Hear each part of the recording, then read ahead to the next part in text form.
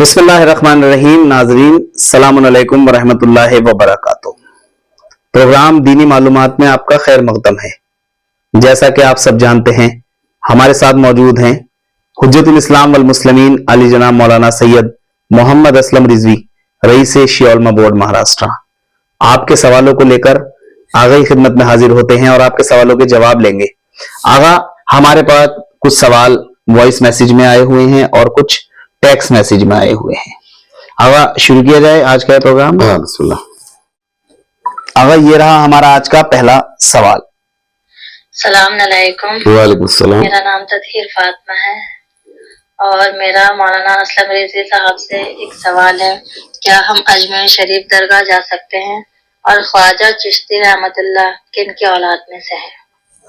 آگا یہ محترمہ تطہیر فاطمہ, ان کا سوال ہے کیا ہم اجمیر شریف جا سکتے ہیں اور خواجہ معین الدین چشتی رحمت اللہ علیہ کس کی اولاد میں سے ہیں؟ اعوذ باللہ من الشیطان الرجیم. بسم اللہ الرحمن الرحیم. الحمد للہ والصلاۃ علی اہلہا. محترمہ بہت ہی عمدہ سوال آپ نے کیا ہے جی.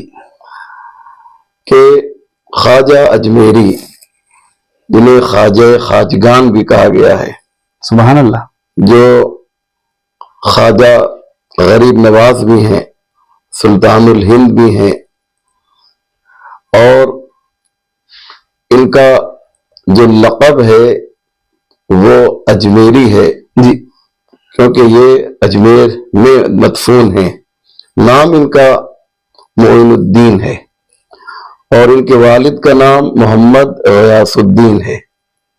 سبحان اللہ. یہ اگر میرا حافظہ خطا نہ کرے تو یہ 1142 یا 1143 عیسوی میں پیدا ہوئے اور 1236 عیسوی میں ان کا وصال ہوا ہے. اور یہ کہہ سکتے ہیں کہ یہ مملکت صوفی ازم کے ایک بہت بڑے تاجدار ہیں اور عرفان میں, تصوف میں ان کا بہت بڑا مرتبہ ہے, بہت بڑا نام ہے. جی. اور آپ کا سوال بہن یہ ہے کہ یہ کس کی اولاد میں ہے, تو ان کا شجر نسب مولا علی تک پہنچتا ہے. ساحل صاحب سبحان اللہ. جی ہاں, شجر نسب وہاں تک پہنچتا ہے. یہ نجیب الطرفین سید تھے اور بے انتہا آل محمد سے محبت کرتے تھے. اور انہوں نے وہ مشہور و معروف ربائی جو آپ سب کو یاد ہے جی, شاہست حسین بادشاہ حسین, جو آپ نے یہ 4 مصرے کہے, اس کا جواب صبح قیامت تک کوئی پیش نہیں کر سکتا ہے. اس لیے میں تمام محبان اہل بیت سے یہ گزارش کروں گا کہ آپ لوگ اجمیر شریف ان کی زیارت کے لیے جایا کیجئے. جی, کیونکہ ہم شیعہ بھی ان سے بے انتہا عقیدت اور ارادت و محبت رکھتے ہیں. بہت بہت شکریہ آغا, بہت اچھا آپ نے جواب دیا ہے.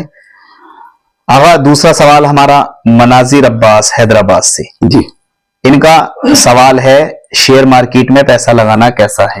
بالکل جائز ہے, شیئر مارکیٹ میں پیسہ لگایا جا سکتا ہے, لیکن صرف یہ دیکھنا پڑے گا کہ وہ سامان جس کے لیے آپ پیسہ لگا رہے ہیں وہ جائز ہو ناجائز نہ ہو. مثال کے طور پہ جی, شراب بیچنے والی کمپنی میں شیئر نہیں لگا سکتے ہیں, تو جو جائز کمپنیز ہیں, جی, جو جائز چیزیں ہیں, اس کمپنی میں شیئر لگایا جا سکتا ہے. آغا بہت بہت شکریہ. یہ رہا ہمارا آج کا تیسرا سوال. السلام علیکم ورحمۃ اللہ وبرکاتہ. وعلیکم السلام. جی جناب, میرا یہ سوال ہے, جیسے میں پہلے ریاض میں کام کرتا تھا 8-9 سال سے, تو جب ہم لوگ عمرے کے لیے جاتے تھے ہم سیدھے مدینے جاتے تھے جی, اور مدینے سے رات کر کے اور ویسے ہی احرام مان کے جاتے تھے مکہ سے. اور اب میرا یہ سوال ہے, میں یہاں گیا ہوں جدہ میں کام کے سلسلے میں, مجھے یہاں پر تقریباً 6 مہینے ہو گئے, 6 منتھ. تو میں یہاں پر رہ رہا ہوں، تو اگر میں ڈائریکٹ عمرے کے لیے جاؤں حرم میں، تو میں یہاں کیا اپنے روم سے احرام باندھ کے جا سکتا ہوں، جیسے دیگر جو لوکل جو جدہ میں کام کرنے والے ہیں وہ لوگ جو کیا کرتے ہیں وہ اپنے روم سے ڈائریکٹ احرام باندھ کے غسل کر کے احرام باندھ کے نماز پڑھ کے وہ نکل جاتا ہے ڈائریکٹ مکے میں؟ تو میرا یہ سوال ہے کیا میں بھی ایسا کر سکتا ہوں، یا مجھے کیا کیا حکم ہے شرعی طور پہ؟ آغا یہ جناب تحسین صاحب سعودی عرب سے، ان کا سوال ہے جو لوگ جدہ میں رہتے ہیں اور وہ عمرہ کرنے جائیں تو احرام کہاں سے باندھیں؟ جی تحسین صاحب، چونکہ آپ جدہ سے عمرہ مفردہ کرنے کے لیے جا رہے ہیں تو بہتر یہ ہے کہ آپ حدیبیہ سے احرام باندھیں، جو مکے سے 17 کلومیٹر دور ہے، وہیں پر آپ احرام باندھیے، اپنا لباس احرام پہنیے، نیت کیجیے اور جو اس کے ارکان ہیں تلبیہ وغیرہ پڑھ کے محرم ہو جائیے۔ آغا ہمارا آج کا چوتھا سوال محمد حسین دلی سے، ان کا سوال ہے کچھ لوگ مجلس چہلم میں اپنی شخصیت کو بڑا کرنے کے لیے شادی جیسا انتظام کرتے ہیں، اسلام میں ایصال ثواب کی مجلس کیسے بتائی گئی ہے؟